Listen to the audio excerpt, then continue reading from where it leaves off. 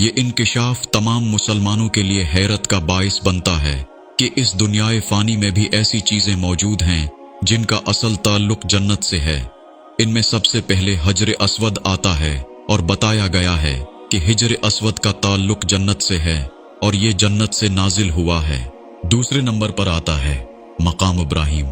ये वो पत्थर है जिसके ऊपर खड़े होकर हजरत इब्राहिम अलैहिस्सलाम ने खाना काबा की तामीर की थी। इस पत्थर पर हजरत इब्राहिम के कदमों के निशानात आज भी देखे जा सकते हैं। ये पत्थर अब खाना काबा में नस्ब किया गया है।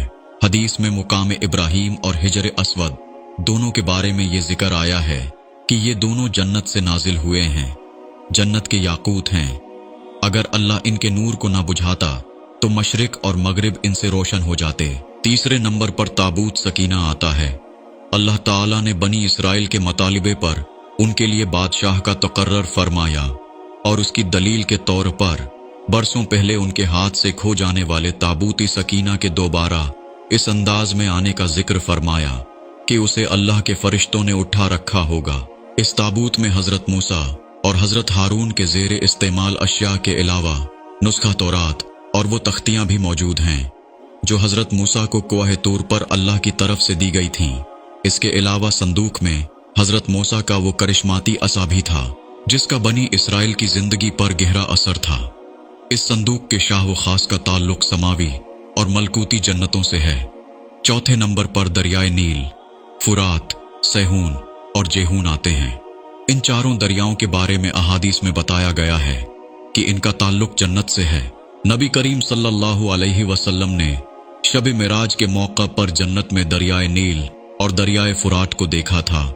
इन चारों दरियाओं का जन्नत से ताल्लुक कुछ अचंभे की बात नहीं। इसका मफहूम ये हो सकता है कि ये दरिया हकीकत में तो जन्नत के हैं मगर कुदरती इलाही से इस वक्त ये जमीन पर बह रहे हैं, मगर कयामत बर्पा होने के बाद जन्नत में रवां दवां रहेंगे। पांचवें नंबर पर अजवा खजूर आती है। ये खजूर की एक खास किस्म है जो मदीना में पाई जाती है। इसके मुतल्लिक नबी करीम सल्लल्लाहु अलैहि वसल्लम ने इरशाद फरमाया कि अजवा जन्नत से आई है और ये ज़हर का इलाज है। इस हदीस में इस खजूर को ज़हर के साथ जादू की मुदाफियत के लिए भी मुफीद बताया गया है।